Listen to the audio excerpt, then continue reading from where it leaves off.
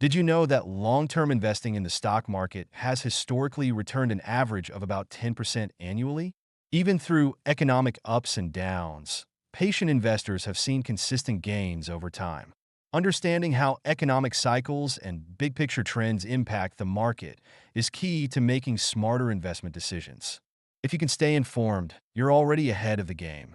So, if you're ready to learn how to navigate market cycles and make the most of downturns to build your wealth, you've come to the right place. Make sure to subscribe to Wealth Builders channel to stay ahead of the curve, master the markets, and set yourself up for long-term financial success. Your journey to financial freedom starts right here. Let's start with the basics. The economy moves in cycles. These cycles affect everything, including the stock market. Here's a quick breakdown. Expansion.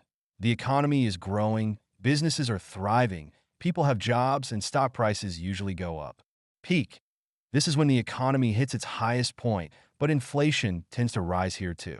Contraction. Recession growth slows down, unemployment rises, and the stock market often dips. This is the stage where recession fears start. Trough. The lowest point before the economy starts to recover again. What's important to remember is that these cycles are completely normal. No economy expands forever. But knowing how they work helps you prepare for what's coming. Now, let's talk about inflation and interest rates, which play a huge role in the economy and your investments. Inflation is the rise in prices over time, and central banks like to keep it around 2%. But when inflation gets too high, it means your money buys less and the cost of living goes up. To control inflation, central banks raise interest rates. Higher rates make borrowing more expensive, which slows down spending and helps reduce inflation. On the flip side, when inflation is low or when prices are actually falling, called deflation, central banks cut rates to encourage borrowing and spending. Here's why it matters to you. When interest rates are cut, the stock market often gets a boost. Why? Because businesses can borrow more easily, invest in growth, and ultimately drive their stock prices up. Now throw global conflict like wars into the mix and you've got more uncertainty in the market. When things like the war in the Middle East happen, investors often pull their money out of risky assets like stocks and move them into safe havens like gold or government bonds. That's why you'll see stock prices drop during these events. But here's the key. Not every stock reacts the same way. Companies that are financially strong or in stable industries tend to recover faster, while others may struggle longer. So, what does all this mean for you as an investor? Here's the golden rule. Market downturns can actually be opportunities in disguise.